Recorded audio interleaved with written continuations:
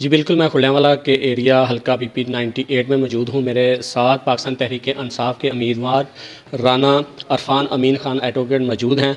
उनसे उनकी राय लेंगे कि जो सुप्रीम कोर्ट ने हालिया फ़ैसला दिया है इलेक्शन के हवाले से, उस पर उनकी क्या राय है। जी अस्सलाम वालेकुम। वालेकुम सलाम जी, बिस्मिल्लाहिर्रहमानिर्रहीम। शुक्र अल्हम्दुलिल्लाह। ये जो सुप्रीम कोर्ट का फ़ैसला है, ये 22 करोड़ अवाम की उम्मीदों और तवक्कुआत पे सुप्रीम कोर्ट ने ये फ़ैसला दिया है। ये आइन की बहाली हुई है पाकिस्तान में एक दफ़ा फिर। वो लोग जो 90 रोज़ के अंदर इलेक्शन नहीं करवाना चाहते थे, उनके मुंह पे ये तमाचा है, क्योंकि सुप्रीम कोर्ट ने वही फ़ैसला किया है जो आइन की रूह के मुताबिक है। बहुत सारे ऐसे नून लीग के जो वज़ीर कानून है या दूसरे लोग हैं, वो इसकी जो नरेशन कर रहे हैं वो गलत कर रहे हैं। ये पहला फ़ैसला है जहाँ पे सुप्रीम कोर्ट के जो 5 जजेज़ हैं, उनकी यही फाइंडिंग है कि जो इलेक्शन है वो 90 दिन के अंदर होना चाहिए, क्योंकि सियासी बहरान, मुआशी बहरान और आइनी बहरान से बचने के लिए ये जो फ़ैसला है, ये पाकिस्तान की तामीर व तरक्की के लिए, खुशहाली के लिए, इंशाअल्लाह ये मुस्तकबिल के लिए खुश आइन है।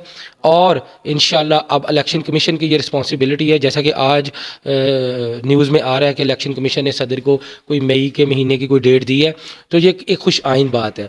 लेकिन इन तमाम जो अदारे हैं, इनको मिल बैठ के सुप्रीम कोर्ट के हुक्म पे अमल दरामद करवाना चाहिए। इस इम्पोर्टेड हुकूमत को भी जो सुप्रीम कोर्ट ने जो हुक्म दिया है, इस पे अमल दरामद करना चाहिए, क्योंकि आपको पता है कि आप नून लीग की हिस्ट्री चेक कर लें, जब भी सुप्रीम कोर्ट ने इस पाकिस्तान के हक़ में, इस अवाम के हक़ में कोई भी फ़ैसला दिया है, तो नून लीग की जितनी भी क़यादत है वो हमारे जो सुप्रीम कोर्ट के ऑनरेबल जजेज़ हैं उनकी किरदार कशी करती रही है।